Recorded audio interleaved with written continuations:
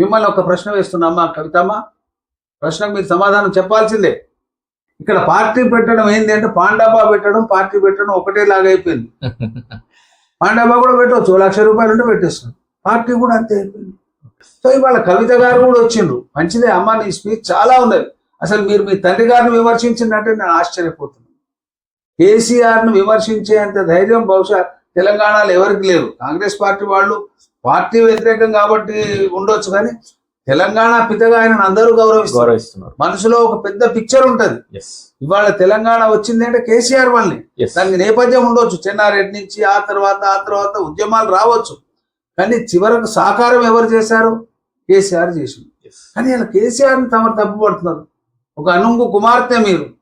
మిమ్మల్ని ఒక ప్రశ్న వేస్తున్నామ్మా కవితమ్మ, ప్రశ్నకు మీరు సమాధానం చెప్పాల్సిందే.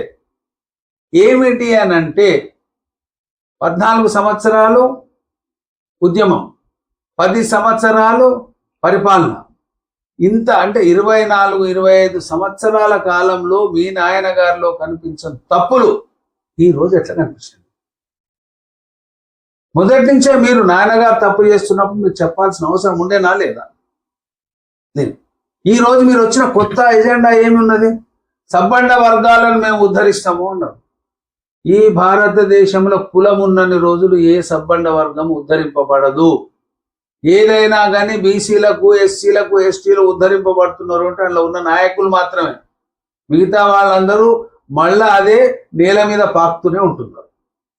ఇది చిత్తశుద్ధితోటి ఉన్న డైలాగ్ అయితే మేము మిమ్మల్ని హర్షిస్తామమ్మా. ఏ రకంగా లేదు. మాకు కావాలి, గుడ్డివాడికి ఏం కావాలంటే ఒక్క కన్ను కావాలి. మరి మీరు ఆ కన్ను ఇస్తా అంటే మిమ్మల్ని మేమందరం స్వాగతిస్తాం. కానీ 100 సార్లు మా కళ్ళను పొడిచిన అనుభవాలు మాకున్నాయి. ఒక సామాన్య మానవునిగా మాకున్న అనుభవాలు మామూలు అనుభవాలు కాదు. ఇందిరాగాంధీ గరీబీ హటావో అన్న కాడి నుంచి గరీబంకు హటావో అయిపోయింది.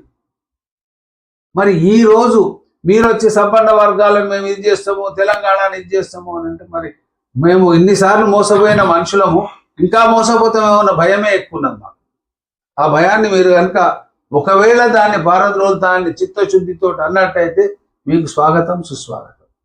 మిమ్మల్ని కాదు అనేది లేదు, కానీ మా మీద మాకు నమ్మకం లేకుండా పోయింది. మా లోపల భయం అనేది గూడు కట్టుకొని ఉన్నది, ఒక ఫోబియా ఉన్నది. ఇది ఎలాంటి ఫోబియా అంటే గాంధీ గారు ఒకప్పుడు ఏమన్నారు? స్వాతంత్రం వస్తే అర్ధరాత్రి కూడా మహిళ రోడ్డు మీద నిర్భయంగా నడిచిపోయే పరిస్థితులు ఉంటాయన్నారు. అమ్మ, మీరు ఒక మహిళ, ఒక ఎంపీగా మీరు నడిచిపోతే నేను మీకు పుష్పాభిషేకం చేస్తా, లేకుంటే స్వర్ణాభిషేకం కూడా చేస్తా. అలాంటి పరిస్థితి ఉందా ఈ దేశంలో?